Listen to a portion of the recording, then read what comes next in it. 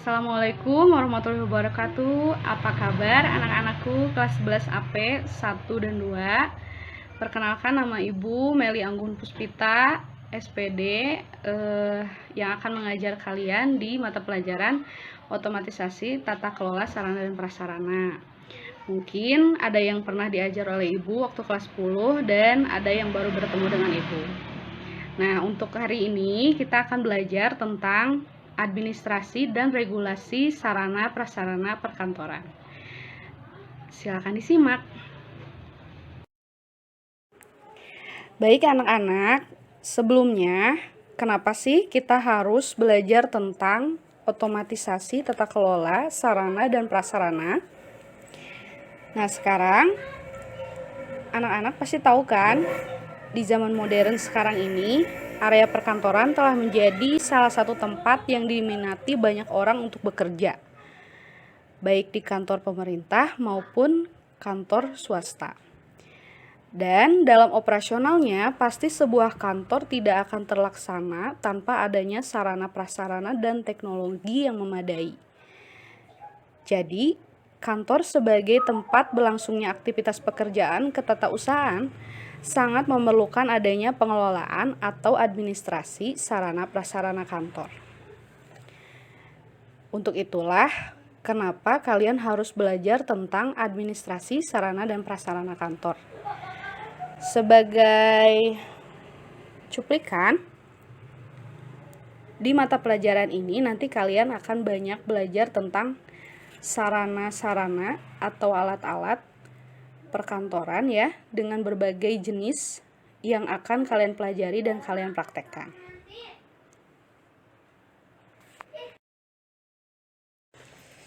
Anak-anak, di pertemuan pertama ini kita akan belajar tentang administrasi dan regulasi sarana prasarana kantor. Di sini ada peta konsep bagaimana kita memahami ruang lingkup administrasi sarana prasarana.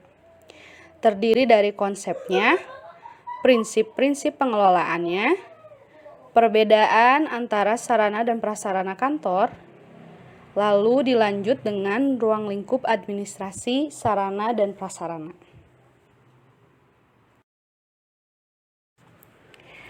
Lanjut di slide kedua, kita akan belajar konsep administrasi sarana prasarana kantor. Jadi sebelum kalian mempraktekkan alat-alatnya, kalian harus tahu dulu apa itu pengertian administrasi sarana dan prasarana. Administrasi, menurut Kamus Besar Bahasa Indonesia, adalah kegiatan yang berhubungan dengan kantor dan tata usaha. Jadi setiap hal, aktivitas, kegiatan yang berhubungan dengan kantor maupun tata usaha bisa disebut sebagai administrasi. Kemudian kata yang kedua ada sarana. Menurut KBBI, sarana adalah segala sesuatu yang dapat dipakai sebagai alat dalam mencapai maksud dan tujuan.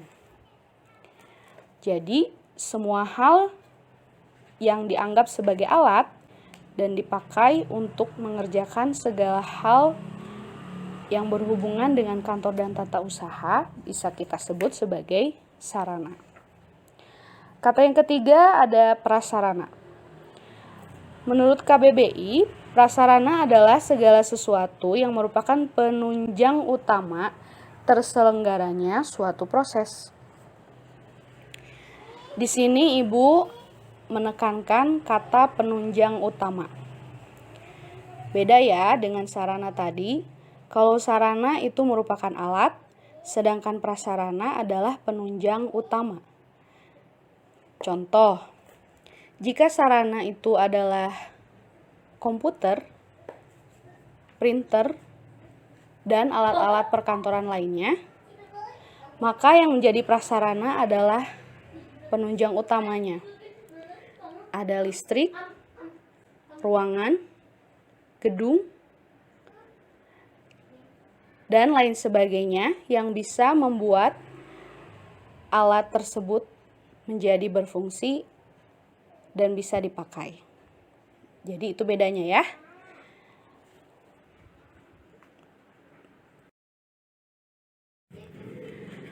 Dari slide sebelumnya, dapat kita simpulkan bahwa administrasi sarana prasarana kantor adalah aktivitas yang memakai atau menggunakan seperangkat alat pada suatu proses kegiatan perkantoran untuk mewujudkan tujuan organisasi. Yang dimaksud alat di sini adalah sarana maupun prasarananya. Maka, dalam administrasi sarana prasarana kantor, kita sebagai karyawan kantor atau pegawai kantor harus bisa menjalankan, mengelola, memakai, atau menggunakan alat-alat tadi untuk kegiatan perkantoran sehingga tujuan organisasi dapat tercapai. Lanjut ke fungsi dan tujuan dari administrasi sarana dan prasarana kantor. Buat apa sih adanya administrasi sarana dan prasarana kantor? Yang pertama pasti memberikan kemudahan serta mampu mempercepat proses pekerjaan. Contoh, ketika kalian diminta oleh atasan kalian atau pimpinan kalian untuk membuat surat, maka dengan adanya sarana dan prasarana kantor yang memadai dan teknologi yang mendukung, pembuatan surat tersebut akan menjadi lebih mudah dan cepat selesai dibandingkan dengan kita membuat surat itu dengan cara manual. Jadi kalau misalnya kalian membuat surat dengan tulis tangan dibandingkan dengan membuat surat menggunakan komputer dan printer, maka akan lebih mudah dan cepat dilakukan dengan adanya komputer dan printer. Yang kedua, fungsi dan tujuannya adalah mampu meningkatkan produktivitas dalam bekerja. Kembali lagi ke surat yang tadi. Ketika kalian bisa mudah dan cepat menyelesaikan suatu proses pekerjaan kantor, maka produktivitas kalian pun akan meningkat. Contoh, kalian diminta membuat surat untuk 10 instansi. Dengan adanya komputer, printer, dan software yang mendukung, kalian akan lebih cepat menyelesaikan tugas tersebut dan pasti hasilnya pun akan lebih rapi dan akurat dibandingkan dengan kalian menulis tangan. Fungsi dan tujuan yang ketiga adalah hasil pekerjaan di kantor berkualitas dan terjamin. Balik lagi ke surat yang tadi. Surat yang kalian kerjakan menggunakan dengan sarana dan prasarana kantor yang sesuai pasti akan menghasilkan surat yang berkualitas dan terjamin. Kualitas di sini maksudnya adalah hasil surat yang diketik pasti akan rapi, bisa diperiksa, diteliti, kemudian terjamin keasliannya. Yang keempat adalah memberikan rasa puas, nyaman, dan kemudahan dalam pelaksanaan pekerjaan. Nah, inilah fungsi dan tujuan adanya administrasi sarana prasarana kantor yang terakhir. Pasti dengan adanya sarana dan prasarana kantor, kalian bekerja akan lebih terasa puas, nyaman, dan mudah.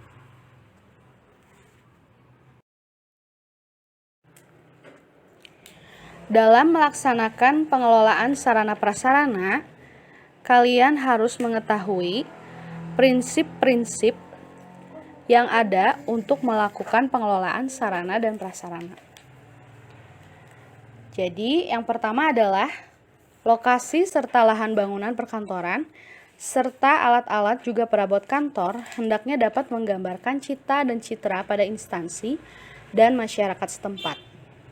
Nah, nanti kita akan belajar bagaimana memilih alat-alat maupun perabot kantor sesuai dengan cita dan citra di mana tempat kita bekerja. Contoh, misalnya kalian bekerja di perusahaan yang bergerak di bidang fashion.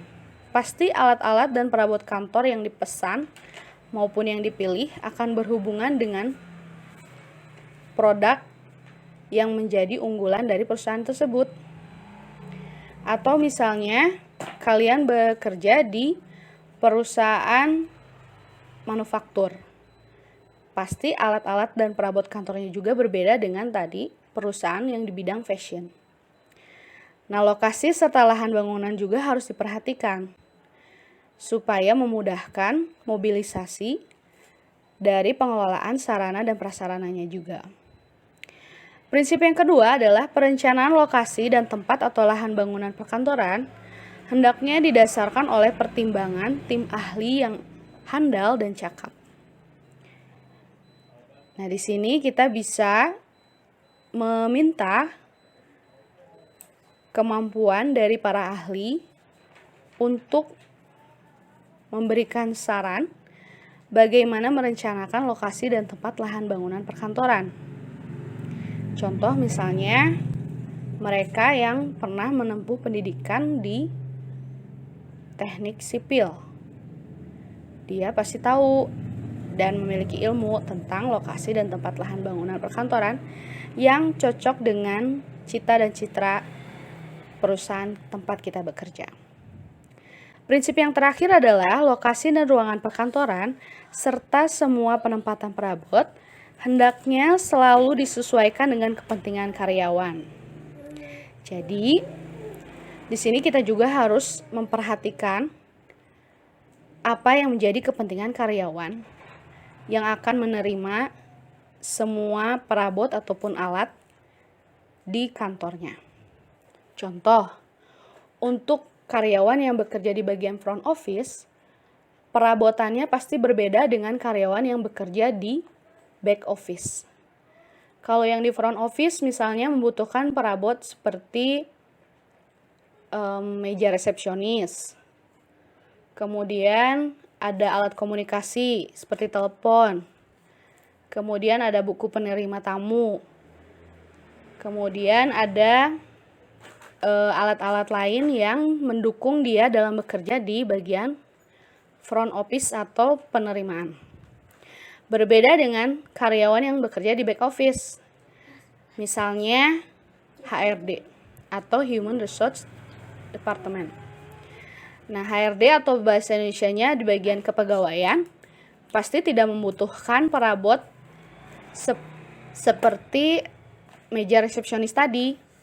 Tapi mereka lebih membutuhkan misalnya meja kantor, kemudian komputer, printer, lemari arsip untuk menyimpan arsip-arsip kepegawaian, dan lain sebagainya.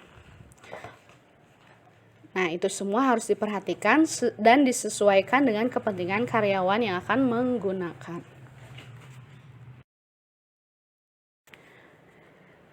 Slide terakhir tentang perbedaan sarana dan prasarana kantor. Seperti yang sudah Ibu singgung sebelumnya di slide kedua, bahwa pengertian sarana adalah segala sesuatu yang dapat dipakai sebagai alat dalam mencapai maksud dan tujuan.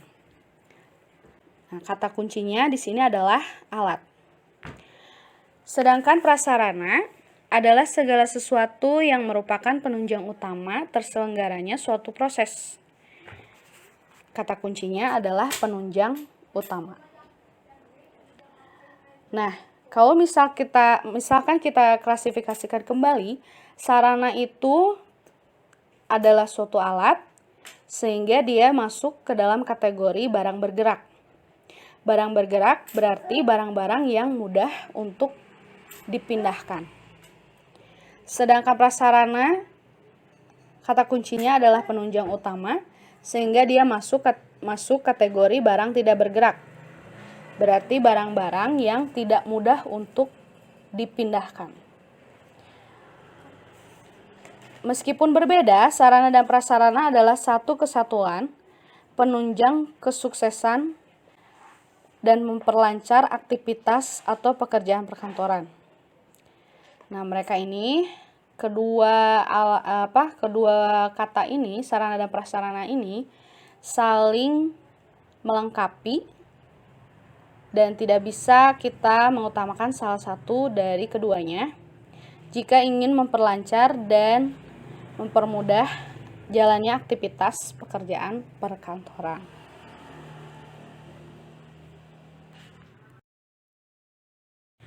Baik anak-anak, tadi kita sudah belajar dari mulai pengertian, kemudian ada fungsi dan tujuan, serta prinsip-prinsip pengelolaan sarana prasarana.